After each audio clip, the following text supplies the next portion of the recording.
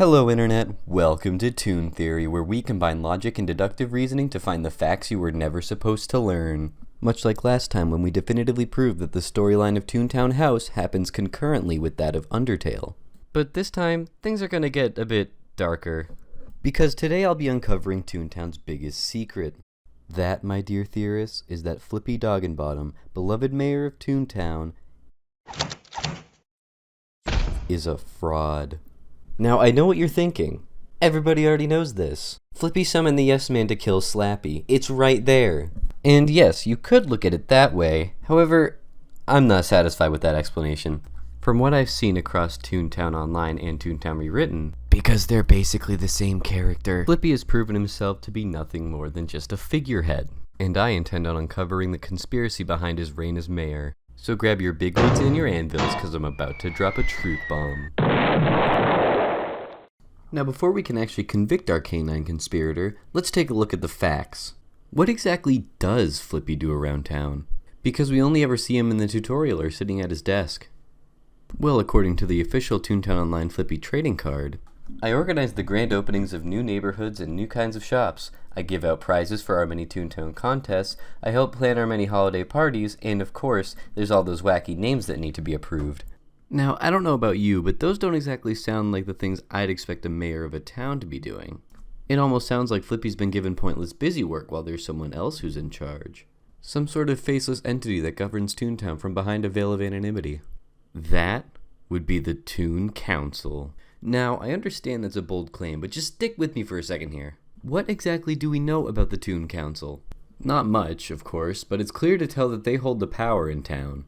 Setting laugh limits to do certain facilities, and accepting names, just like Flippy said, but that shouldn't be a surprise since he is supposedly the president of the Toon Council. But beyond that, all you'll get is the occasional blog post or certificate saying, "Hope you had fun, but we're closing the game." So we don't really have much to go off of, or at least we didn't until Toontown Rewritten posted this tweet last year. This image shows us everyone on the Toon Council. Minus the shopkeepers, we have Flippy, Lord Loudenclear, Dr. Shirley, Tutorial Tom, and Professor Pete. I'm kinda iffy on Professor Pete since he could just be one of the other shopkeepers, but he runs the Toontown Schoolhouse, which isn't really a shop, so to speak, so I included him. Nevertheless, we have our final roster.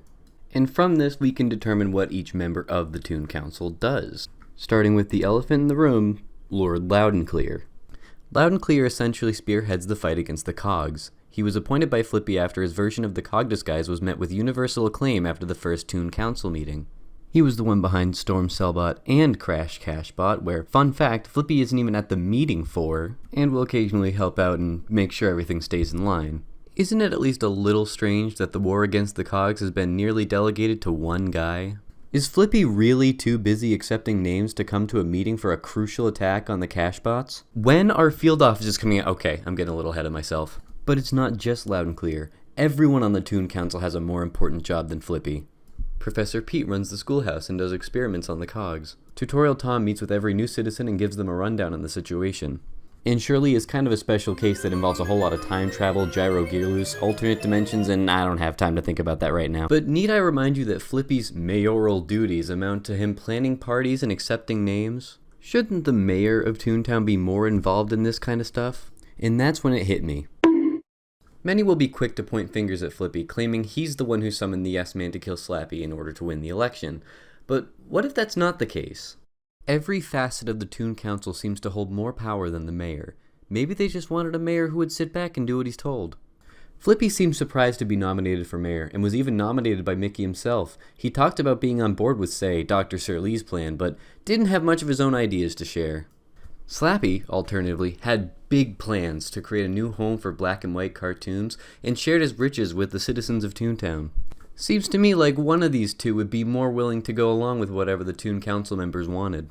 Maybe upon realizing that Slappy was going to win the election, the Toon Council took action by assassinating him in front of everyone and making Flippy a hero. All the while Flippy and the entire Toon population was entirely oblivious. Maybe that's a bit of a stretch, or maybe it isn't.